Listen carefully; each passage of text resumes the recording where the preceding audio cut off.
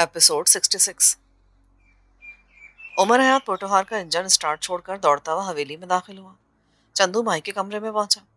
फायजा और चंदू उसकी यूं आमद पर घबरा के खड़ी हो गई। भाई खैर तो है? वो फूली हुई सांसों में बोला। हाँ, चंदू ने मुल्तान बोर्ड में तीसरी पोजीशन हासिल की है, पूरे बोर्ड में। मैं गजट देख कर आई हूँ, इसकी तस्वीर भी छपी है। चंदू का दिल धड़कना भूल गया। सच? उसने जेब से फोटो कॉपी निकाली, लहराई और झूमने के अंदाज में पैरों के बल लहरा गया। तो क्या मैं झूठी मूठी इतना खुश हो रहा हूँ? मुबारक हो चंदू, पूरे शहर में तुम्हारी धूम मच गई है। उसने जल्दी से फोटो कॉपी छीनी। दूसरी पोजीशन दो लड़कियों ने ली थी, चौथी तस्वीर उसकी थी। धुंधली तो थी मगर पहचानी जाती थी। अपना नाम पढ़कर उसे यकीन आ गया। जी चाहा कि एकदम उमर से लिपट जाए, मगर हया माने आई। बेख्तियार फायजा से चिमट गई, उसे बाहों में भींचकर अल्लाह का शुक्र अदा करने लगी। उमर हयात उस पर फखरिया निगाह डालकर कमरे से निकल गया, क्योंकि अभी उसे इतनी बड़ी खबर बीबी को भी सुनानी थी। देहात में ऐसी खबरों को पड़ लग जाते हैं।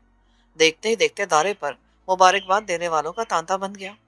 उमर हयात ने नवाज को भेजकर मिठाई के कई टोकरे मंगवा लिए थे। हर एक का मुंह मीठा करवा रहा था। यूं लगता था जैसे चंदू ने नहीं, उसने मैदान मार लिया हो। फायजा अपनी बहनों के झुरमुट में आने वालियों की मुबारकबाद वसूल कर रही थी। बाहर जश्न था। चंदू के कमरे में सिसकियां गूंज रही थीं। उसे गामन, ताजा और सरदारा का ख्याल आ गया। अगर आज वो उनमें होती तो वो ये खबर सुनकर कितने खुश होते। अल्लाह जाने ये खबर उन तक पहुंची भी थी या नहीं। दिल के हाथों वो मजबूर होकर नीचे आई। एक नौकरानी को बुलाकर उमर हयात को बुला लाने का हुक्म दिया। थोड़ी देर बाद कलफ लगे कपड़ों में उमर हयात उसके सामने खड़ा था। वह हैरानी से उसको समझा रहा था। इतनी बड़ी खुशी पर रोना धोना बुरा लग रहा है। मीरजादे, मुझे बाबा के पास ले चलो, एक बार उसे देख लूं। उसे बता दो कि उसकी चंदू ने आज बोर्ड में तीसरी पोजीशन ली है। चंदू खुशी की रोटियों में किरक पड़ जाएगी। भले पड़ जाए, पर मुझे ले चलो एक बार। चादर पहनकर नीचे आओ, मैं गाड़ी निकालता हूँ। थोड़ी देर बाद पोटोहार जीप बेट खैरपुर की तरफ दौड़ रही थी। पक्की सड़क से उतरते ही उमर हयात को ब्रेक लगाने पड़े। तंग रास्ता गामन की रेड़ी ने मजदूत कर दिया था। जीप को आते देखकर गामन ने लगामें खींच ली। उमर हयात पर निगाह पड़ते ही आंखों में बरहमी औद कर आई। ताजा दूध का बना टोकरा थामे रेड़ी पर बैठी जीप को देख रही थी। चंदू जल्दी से नीचे उतरी, रेड़ी के पास गई और खुशी से चिल्लाई। बाबा, मैंने बोर्ड में तीसरी पोजीशन ली है। अचानक उसका पांव जमीन पर पड़े हुए सरकंडों से उलझा और वो मुंह के बल नीचे गिर गई। जल्दी से उठी, गामन की तरफ बढ़ी। गामन ने हाथ में पकड़ी छड़ी लहराई और जोर से कहा, मारा दफा हो जा, वरना मार दूंगा। वो चाबी के खिलौने की तरह रुक गई। जिस्म में खुशी से भर जाने वाली चाबी खत्म हो गई। वो तड़प कर बोली, बाबा, मैं बहुत उदास हूँ, मुझे सीने से लगा ले, वरना मैं मर जाऊंगी। गामन की आंखों में नफरत भर गई। वो उमर हयात को मुखातिब करके बोला, मीरजादे, मेरा इम्तिहान ना ले और ले जैसे यहाँ से। मैं इसकी सूरत भी नहीं देखना चाहता। उमर हयात ने दरवाजा खोलकर जमीन पे कदम रखा।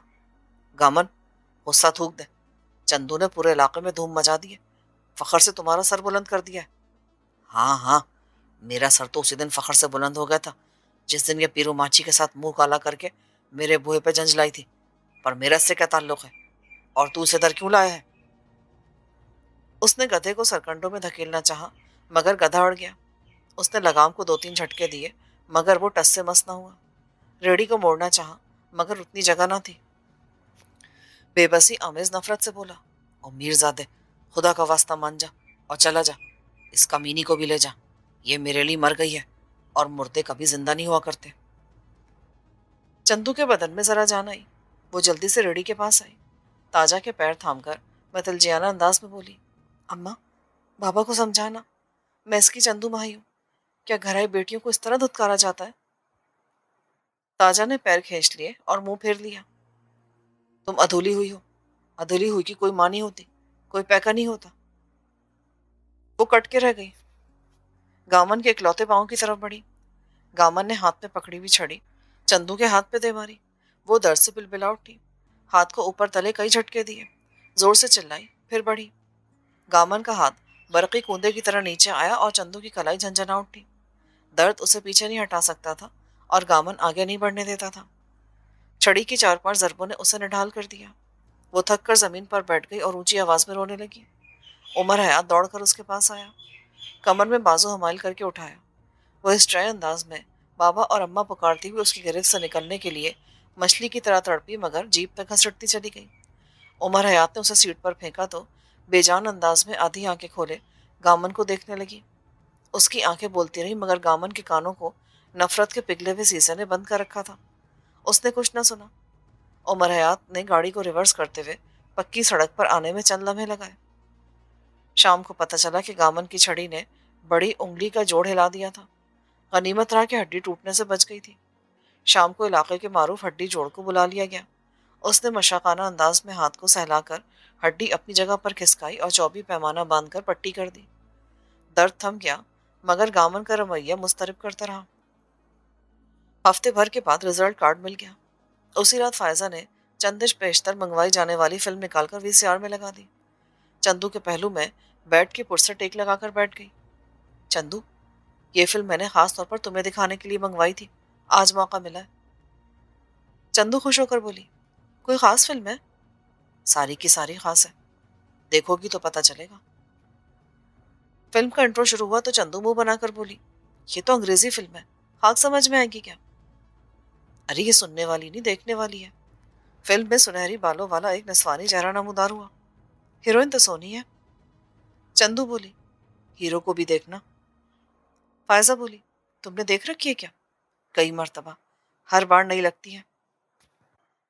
چندو اور فائزہ فلم دیکھنے لگی، لیکن جب اس میں قابل اعتراض مناظر آئے تو چندو نے بے اختیار آنکھیں بند کر فائزہ سے کہا، فائزہ اسے نکال دو، یہ گندی فلم ہے، دیکھو تو صحیح۔ فائزہ نے اسے باہوں میں بھر کر تھوڑا سا بھینچ کے کہا، لیکن وہ فائزہ کو بے دردی سے جھٹک کر بیڈ سے چھلانگ لگا کر اتر گئی، کنکیوں سے ٹی وی کی اسکرین کو دیکھا اور تیزی سے بالکنی کی طرف چلی گئی۔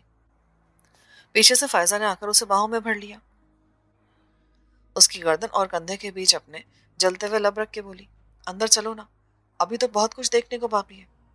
نہیں فائزہ، تم دیکھو، میں سب کچھ نہیں دیکھنا چاہتی۔ اچھا چلو ٹھیک ہے، اندر چلو، کوئی اور مووی لگا لیتے ہیں۔ وہ نہیں مانی۔ فائزہ اسے چھیڑنے کے بعد کمرے میں چلی گئی۔ وہ کافی دیر تک وہی بالکنی میں کھڑی رہی، پھر تھکے تھکے قدموں چلتی ہوئی کمرے میں آئی۔ فائزہ رخسار کے نیچے کھلی ہتھیلی رکھے سو رہی تھی۔ اس کا بھولا بھالا چہرہ نظروں کو بھلا لگا۔ وہ بے اختیار جھکی، گال چوما اور اسے پھلانگ کر بیڈ پر دیوار کی طرف جا لیٹی۔ چور نظروں سے بند ٹی وی کو دیکھا۔ اسکرین سیاہ تھی مگر اس پر گویا وہی مناظر ثبت تھے جنہیں دیکھ کر چندو کمرے سے نکل بھاگی تھی۔ اس نے بے اختیار آنکھیں موند لی تھی۔ فائزہ نے کروٹ بدلی اور قریب ہو گئی۔ چندو دیوار کی طرف کھسک گئی۔ فائزہ چند منٹ بعد پھر اس کی طرف بڑھی۔ چندو کے پاس پیچھے ہٹنے کی زیادہ گنجائش نہیں تھی۔ لاچار پہلو بدل کر سونے کی کوشش کرنے لگی۔ اس کی آنکھ لگ گئی۔ اچانک زوردار دستک ہوئی تو چندو کی آنکھ کھلنے لگی۔ دروازے کو آنے والا زور زور سے دھڑ دھڑا رہا تھا۔ تیسری زوردار دستک نے اسے جگا دیا۔ کوئی کوئی آنکھوں سے وہ دروازے کی طرف دیکھنے لگی۔ اپنے دونوں اطراف دیکھا، فائزہ نظر نہیں آئی۔ وہ کمرے میں بھی نہیں تھی، شاید باتھ روم میں گئی تھی۔ وہ اپنے بال درست کرتی ہوئی بستر سے اتری۔ آج تک کوئی دروازے تک نہیں آیا تھا۔ بے اختیار ڈبوں سے نکلا، یا اللہ خیر۔ ایسے میں اس کی نگاہ دیوار گیر گھڑی پر پڑی۔ رات کے 2 بج رہے تھے۔ دل دھک سے رہ گیا۔ اس وقت دروازے پر کوئی خیریت کی دستک نہیں ہو سکتی تھی۔ اس نے لرزتی آواز میں پوچھا، کون؟ دروازہ کھولو۔ عمر حیات کی دھاڑتی ہوئی آواز سن کر وہ جہاں کی تہاں رہ گئی۔ اتنے غصے میں تو وہ اس دن بھی نہیں تھا جس دن پہلی مرتبہ اسے اپنے دوست کے مکان میں لے کر گیا تھا۔ اس نے باتھ روم کی طرف دیکھا۔ دروازہ کھلا تھا اور لائٹ آف تھی۔ اسے احساس ہو گیا کہ فائزہ باتھ روم میں نہیں تھی، کمرے میں بھی نہیں تھی۔ اس نے ہاتھ بلند کیا اور چٹخنی کھول دی، پھر دروازے کا لاک ہینڈل گھمایا۔ دروازہ کھل گیا۔ وہ گھبرا کر بولی، خیر تو ہے؟ دروازے کے عین سامنے عمر حیات کھڑا خون آشام نظروں سے اسے گھور رہا تھا۔ اس کے عقب میں فائزہ اور صفیہ کھڑی تھی۔ ان کے چہروں پر بھی خیریت درج نہیں تھی۔ عمر حیات نے قدم بڑھایا۔ چندو مارے گھبراہٹ کے راستہ دینا بھول گئی۔ عمر حیات نے اس کو زور کا دھکا دیا اور دندناتا ہوا بیڈ تک آیا، پھر پلٹ کر دانت پیستے ہوئے بولا، تمہارے کمرے میں تھوڑی دیر پہلے کون تھا؟ وہ سمجھ نہ پائی، فائزہ تھی، اور کس نے یہاں آنا تھا؟ عمر حیات کی شعلہ بار نظریں فائزہ کی طرف اٹھی۔ وہ تو صفیہ کے کمرے میں تھی، تمہارے کمرے میں کوئی مرد تھا جس کی آواز صفیہ اور فائزہ کو سنائی دی تھی۔ कौन हरामजादा था यहाँ थोड़ी देर पहले? वो बहुत ज्यादा डर गई। मेरी कुछ समझ नहीं आ रहा, फायजा से पूछ लो, वो मेरे साथ सोई थी। फायजा झट बोली, मुझे क्या पता, मैं तो बाजी के कमरे में सो रही थी। उमर हयात के जबड़ों के आसाब खिंच गए, होंठ फरत इश्तियाल से लरसने लगे। हाथ बढ़ाकर उसने चंदू के बालों को मुट्ठी में पकड़कर खींचा। वो तवाजुन बरकरार ना रख पाई और उसके पैरों में कालीन पर गिर गई। जल्दी से उठी और कराई, क्या हुआ है? खुदा के लिए मुझे कुछ बताओ तो सही। उमर हयात उसे पकड़े पैरों पर घूमा, बेड की मेहराबी पुश्त की तरफ उंगली उठाकर बोला, वो कमीज किसकी है? चंदू ने देखा, जहां वो लेटी थी वहीं बेड के मेहराबी तख्ते पर आसमानी रंग की मर्दाना कमीज लटक रही थी। "मु- मुझे तो कुछ नहीं पता, मगर ये किसकी है?" वो भौचंकी रह गई। उसने फायजा की तरफ मदद तलब नजरों से देखा। ऐसे वक्त में उमर हयात का जन्नाटेदार थप्पड़ उसके गाल पे पड़ा। वो तड़प कर गिरी। बाल आजाद हो गए, मगर उमर हयात के ऊपर तले के 3-4 ठुड्डों ने उसे अधमुआ कर दिया। उमर हयात ने फिर बालों से पकड़कर खड़ा किया, घसीटता हुआ कमीज तक लाया। कमीज उतार कर कांपते हाथों से टटोली। चंदू की पासपोर्ट साइज तस्वीर वाला पर्स, 300-400 रुपए और एक रुक्का बरामद हुआ। रुक्का खोला, सुर्ख आंखों से चंदू को देखा और फिर उसे घसीटते हुए खुले दरवाजे से गुजरकर बालकोनी में ले गया। रेलिंग पर झुका और नीचे देखा, मगर अंधेरे में कुछ नजर न आया। कमरे में आकर उसे बेड पर पटकते हुए अपनी बहनों से बोला, तुम दोनों अपने कमरे में जाओ। दोनों बहनें सहम कर दौड़ गईं। चंद लम्हे तक वो कमरे का तनकीदी नजरों से जायजा लेता रहा, फिर कमरे से निकल गया। उसने दरवाजा बाहर से बंद कर दिया था। अपने कमरे से सर्च लाइट उठाई और दौड़ता हुआ हवेली के पिछवाड़े में आया। आम के पेड़ तले झुककर सर्च लाइट की रोशनी में कुछ देखने लगा। जल्दी उसे पेड़ पर चढ़ने और उतरने के मर्द के पैरों के निशान मिल गए। भारी खेड़ी की एड़ी नर्म जमीन में जा बजा खप गई थी। उसने सर उठाकर पेड़ की तरफ देखा। टॉर्च की रोशनी पेड़ पर फेंकी। बालकनी के पास से गुजरती हुई बड़ी शाख पर एक मफलर अटका दिखाई दिया। ये बालकनी से नजर नहीं आया था। पिछले पैर की खुनकी के बावजूद उसका बदन पसीने में तर हो गया। उसने फिर अपनी तवज्जो खुरे पे मरकूज की और कदमों के निशानात के मुतवाजी चलता हुआ हवेली की दीवार तक गया। इज्जत का नकबजन दीवार फांद कर कहीं दूर चला गया था। उसने दीवार फांदी, नक्शे पाव पर चलता हुआ हवेली से काफी दूर आ गया। फिर खुरा पुख्ता सड़क पर चढ़कर मिट गया। वो हवेली में जाने के बजाय 1 किलोमीटर के फासले पर अकामत पजीर इमाम बख्श खोजी के डेरे पर आया। उसे जगाकर अपने साथ लाया। उसने हुनरमंदाना अंदाज में खुरे को परखा, फिर मुतरद्दिद अंदाज में बोला, नहीं मीरजादे, मेरी समझ में नहीं आया कि ये किसका खुरा है। बहरहाल ये तय है कि ये बेट के किसी चोर डाकू का खुरा नहीं है। चाचा फिर देख ले, हो सकता है कोई निशानी मिल जाए। उसके इसरार पर बूढ़ा खोजी फिर आलती पालती मारकर जमीन पर बैठा। एड़ियों और पंजे के दबाव, कदमों के बाहमी फासले और पब के रुख को जांचता रहा। फिर मायूसी आमेज अंदाज में सर हिलाकर बोला, मीरजादे, ये इलाके के किसी भी चोर उचक्के का खुरा नहीं। ये बाहर से आया है या पहली वारदात पे निकला है। सुबह आसपास के लौंडों को चलाकर देखना पड़ेगा। उमर हयात ने बेबसी से कहा, ठीक है, वो मेरी नजरों से छुप नहीं सकेगा। जिसने मेरी हवेली की दीवार फांदने की जरूरत की है, तुम जा सकते हो। खोजी के तजस्सुस आमेज सवालात को नजरअंदाज करते हुए उसने जाकर नवाज को जगाया। खोजी को घर पहुंचाने का हुक्म दिया और खुद चंदू के कमरे में आ गया। वो बेड पर औंधे मुंह लेटी से सक रही थी। दरवाजा खुलने की आवाज सुनकर चौंकी और उमर हयात को फटी फटी नजरों से देखने लगी। उमर हयात ने उस पर एक सर्द निगाह डाली और टीवी की तरफ बढ़ा। उसने टीवी ऑन किया और फिर वीसीआर चलाकर प्ले का सॉफ्ट टच बटन दबा दिया। चंद लम्हों बाद स्क्रीन पर एक होशरुबा मंजर रोशन हो गया। वो फिल्म नहीं, कयामत थी। कयामत को समझने के लिए एक लम्हा काफी होता है, मगर वो काफी देर तक टिकटिकी बांधे देखता रहा। चेहरा सुर्ख हो गया। जहरबार नजरों से चंदू को देखा। वो आंखों पर बाजू रखे हिचकियां ले रही थी। उसने वीसीआर बंद करके कैसेट निकाली। उसे एक नजर देखकर चंदू पर उछालकर कमरे से बाहर आ गया। गैलरी से निकलकर रेलिंग पर झुक गया। उसी वक्त दायरे पर रोशनियां दायरेवी शक्ल में घूमी और सामने वाली दीवार पर साकित होकर बुझ गईं। नवाज जीप पर खोजी को घर पहुंचाकर वापस आ गया था। उमर हयात हलक के बल चीखा, नवाज, जल्दी से मेरे पास आओ। उसकी दर्शत आवाज रात के सन्नाटे में खतरे का बिगुल बजा गई। गैलरी में कमरों के दरवाजे अखबार की खोले। चारों बहनों ने सरासीमा अंदाज में भाई की पुश्त को देखा। वो रेलिंग पर हाथ रखे सुतून से कंधा टिकाए खड़ा था। लड़कियों ने सर निकालकर एक दूसरे को देखा। फिर सफिया ने हिम्मत की, भाई होश से काम लो, तुम्हारी आवाज हवेली के मीनार गिरा देगी। اس نے پلٹ کر بڑی بہن کو دیکھا. آنکھوں میں نہ دیکھی جا سکنے والی وحشت کا راج تھا. صفیہ نے فائزہ کو اندر دھکیلا اور دروازہ بند کر دیا اور پھر بند دروازے سے ٹیک لگا کر کھڑی ہو گئی. نواز بھاگتے قدموں سے فرسٹ فلور پر آیا. اس کے پیچھے پیچھے بی بی بھی چلی آئی. عمر حیات گھرایا. نواز، تم انگریزی فلم لے کر آئے تھے؟ نواز ان پڑھ آدمی تھا. وہ سہم کر بولا، میں پرچی پر لکھی فلم لاتا ہوں، مجھے نہیں معلوم ہوتا کہ فلم انگریزی یا اردو.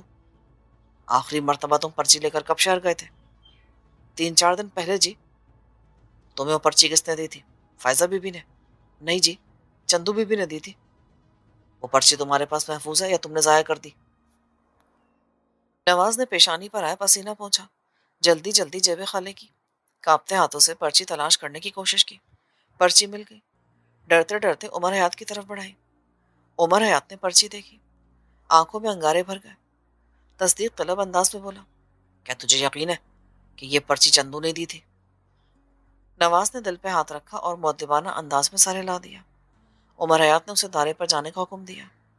بی بی خاموش کھڑی بیٹے کے متغیر چہرے کو دیکھ رہی تھی. نواز کے جانے کے بعد بولی، خیر تو ہے؟ اس نے ایک اچٹتی نگاہ ماں پر ڈالی، پھر بلند آواز میں فائزہ کو بلایا. تم آج اپنے کمرے میں کیوں نہیں سوئی؟ وہ سہم کر بیوی کے پیچھے چھپ گئی. باجی کی طبیعت ٹھیک نہیں تھی، اس لیے وہ مجھے اپنے کمرے میں لے گئی. صفیہ نے دروازے سے جھانک کر تائید کی. مجھے نیند نہیں آ رہی تھی، ڈر بھی لگ رہا تھا، اس لیے فائزہ کو اپنے کمرے میں لے آئی تھی. بیبی کے ماتھے پہ فکر و تردد کی غماز لکیروں کا جال تن گیا. اوپر تلے کئی سوال کیے. عمر حیات نے ماں کو جواب دینے کی بجائے فائزہ سے پوچھا، کیا تم میں سے کسی نے بھی اس بے غیرت کو نہیں دیکھا؟ فائزہ نے نفی میں سر ہلایا. اس کی آواز بھی نہیں پہچانی؟ نہیں بھائی، وہ جو کوئی بھی تھا بہت مدھم آواز میں بول رہا تھا. اس نے ایک جھٹکے سے ریلنگ چھوڑ دی. بی بی، ان سب کو اپنے کمرے میں لے جائیں اور وہیں سلا دے، کوئی اوپر نہ آئے. چاروں بہنوں نے کمروں سے نکلنے اور سیڑھیاں اترنے میں دیر نہ کی. بی بی نے عمر حیات کی کلائی تھام لی. تجھے میری قسم عمر حیات، صاف صاف بتا، یہاں کیا تماشا ہو رہا ہے؟ وہ چند لمحوں تک پھنکارتا رہا، پھر دھیمی آواز میں بولا، چندو نے مجھے مار دیا، وہ حرام کی بھوئی نکلی بھی اماں. بی بی کے اصرار پر وہ بتانے لگا، فائز اور صفیہ نے مجھے بتایا کہ چندو کے کمرے سے کسی مرد کی آوازیں سنائی دے رہی ہیں. میں جلدی سے یہاں آیا. 3-4 بار دستک دینے پر چندو نے دروازہ کھولا. اس دوران میری حویلی میں نقب لگانے والا بزدل چوہا اپنی قمیض بیڈ پر بھول کر بالکونی کے راستے بھاگ گیا. وہ پچھواڑے کی دیوار پھاند کر سڑک تک گیا. وہیں تک اس کا کھرا ملا اور کھوجی نے اس کا کھرا بھی نہیں پہچانا. چندو اس بےغیرت کے ساتھ حیا سوز فلم دیکھ رہی تھی اور اپنا منہ کالا کر رہی تھی. بی بی نے سینے پہ ہاتھ مارا. ہائے میر جی، آپ کے جانے کے بعد مجھے یہ دن بھی دیکھنا تھا. اس پاک صاف حویلی میں گندگی کی پوٹ تعفن پھیلانے لگی ہے. یا اللہ، مجھے معاف کر دے. ساتھ ہی عمر حیات کو کھینچا. وہ ماں کے ساتھ جانا نہیں چاہتا تھا، مگر وہ کھینچ کر نیچے لے گئی. اسے کمرے میں دھکیلتے ہوئے بولی، یہ ویلا جوش کا نہیں ہوش کا. اگر شور مچاؤ گے تو حویلی کی عزت نیلام ہو جائے گی، ہم پہ انگلیاں اٹھیں گی. 2-4 دنوں میں اس گناہ کی پوٹ سے اس طرح جان چھڑا لینا تاکہ ہم پہ کو حرف نہ آئے. ابھی سو جاؤ اور اس کے بارے میں زیادہ نہ سوچو، کیونکہ وہ اس قابل نہیں تھی. وہ بے جان انداز میں بیڈ پر گر گیا اور 10-15 منٹ تک لیٹا چھت کو گھورتا رہا. پھر ایک جھٹکے سے اٹھ کھڑا ہوا. دراز کھولی. میر ظفر حیات کا جرمن ریوالور اس کی دراز میں پڑا رہتا تھا.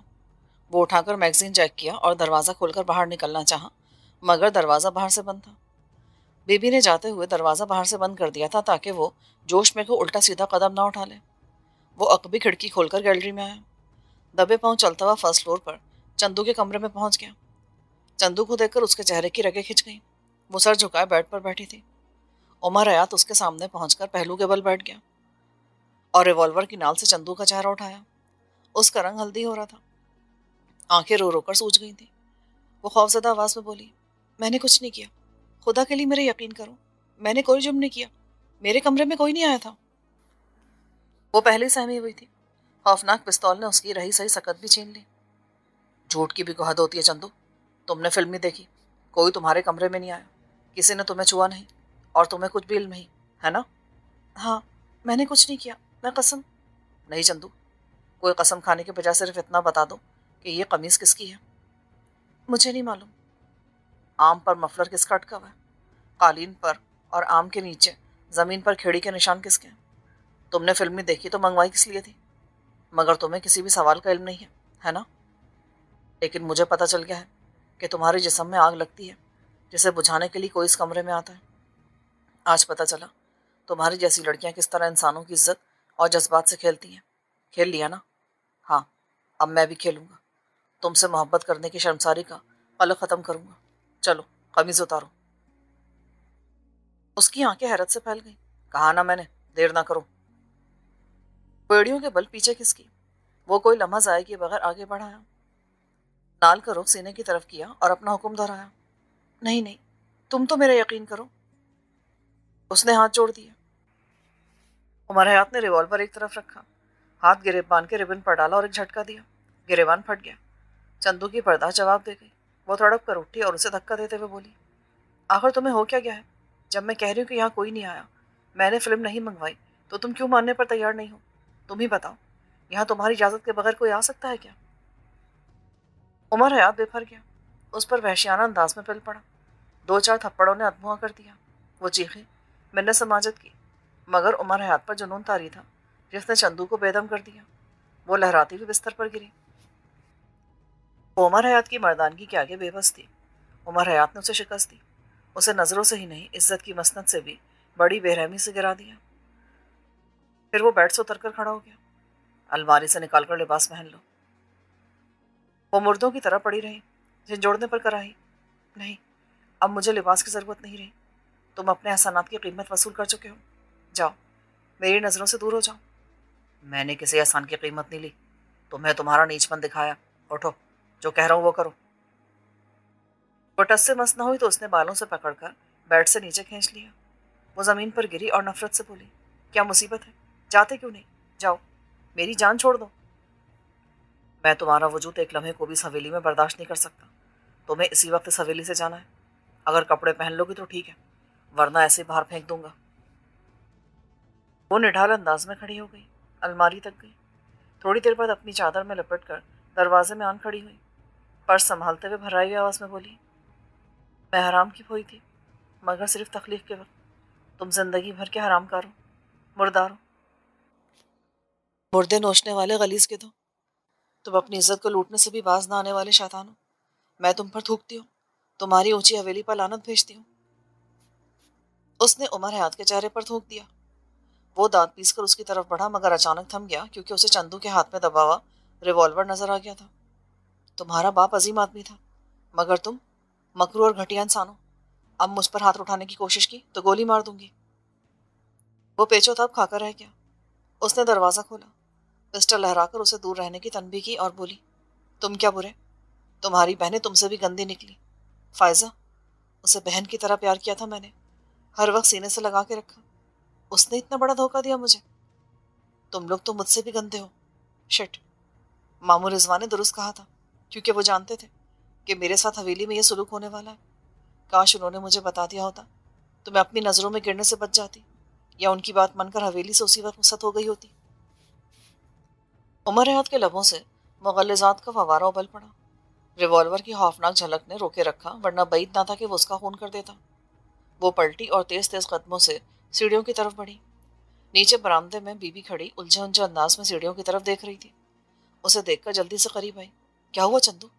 تم اس وقت کہاں جا رہی ہو؟ ارے، تم نے پستول کیوں اٹھا رکھا ہے؟ ادھر لا، گولی چل جائے گی۔ مجھے ہاتھ مت لگاؤ، تم ماں نہیں ہو۔ ایسے وقت میں عمر حیات سیڑھیاں اتر کر عقب میں آ گیا۔ وہ بھاپ گئی، ناگن کی طرف پلٹی تو عمر حیات کو ناچار رکنا پڑا۔ بی بی کے دروازے میں فائزہ کی جھلک دکھائی دی۔ چندو چند قدم پیچھے ہٹی، برآمدے کے شیڈ کے نیچے کھڑی ہو کر بولی، ہاں بی بی، تم ماں نہیں ہو، کیونکہ تمہاری حویلی میں میری عزت لوٹ گئی ہے۔ کس نے لوٹی؟ تمہارے میرزادے نے، اونچے شملے والے میر ظفر حیات کے اکلوتے بیٹے نے۔ لعنت ہو تمہارے اونچے شملوں پر۔ اور فائزہ، مجھے تو یہ تک نہیں پتا تھا کہ فلمیں کیا ہوتی ہیں۔ تم ہی نے رنگین دنیا دکھائی تھی نا؟ ہاں، تم نے ہی مجھ سے اس گندی فلم کا نام لکھوایا تھا اور مجھے نواز کو دے کر آنے کے لیے کہا تھا تاکہ واپسی پر وہ لیتا ہے۔ اور میں بالکنی میں کھڑی رہی، تم فلم دیکھتی رہی۔ تم میرے کمرے سے کب نکلی؟ تمہارے بعد وہاں کون آیا؟ کیسے آیا؟ قمیض بیڈ تک کیسے پہنچی؟ ان سوالوں کے جواب ذہن میں رکھنا، کبھی تمہارے بے غیرت بھائی کو ان جوابوں کی ضرورت پڑے گی۔ اور میں نادان نہیں ہوں، مگر دنیا کی سب سے بڑی سزا بھگت چکی ہوں۔ اس کی آنکھوں سے آنسو بہ رہے تھے۔ بی بی نے الجھے ہوئے انداز میں بیٹے اور بیٹی کو دیکھا اور چندو سے کہا، آدھی رات کا وقت ہے، اس وقت نہ جاؤ، صبح چلی جانا۔ کیوں؟ جو لٹنا تھا لٹ گیا، زیادہ سے زیادہ پھر یہی ہوگا کہ کوئی اور شیطان مجھے پکڑ کر اپنے بستر پر لے جائے گا اور بس۔ وہ پلٹی، ایک نگاہ سبھی پر ڈال کر صحن سے گزر کر بیرونی دروازے تک آئی۔ اپنے تعاقب میں سر جھکا کر چلتے ہوئے عمر حیات کو دیکھا اور پستول اس کی طرف اچھال دیا۔ وہ کسی اور ہی سوچ میں تھا، پستول کو پکڑ نہ سکا، جس کی وجہ سے وہ فرش پر گر کر چند قدم دور تک پھسلتا چلا گیا۔ دروازے کے باہر اندھیرے کا راج تھا، مگر چندو کے جلتے ہوئے ذہن کو اندھیرے کی پرواہ نہیں تھی۔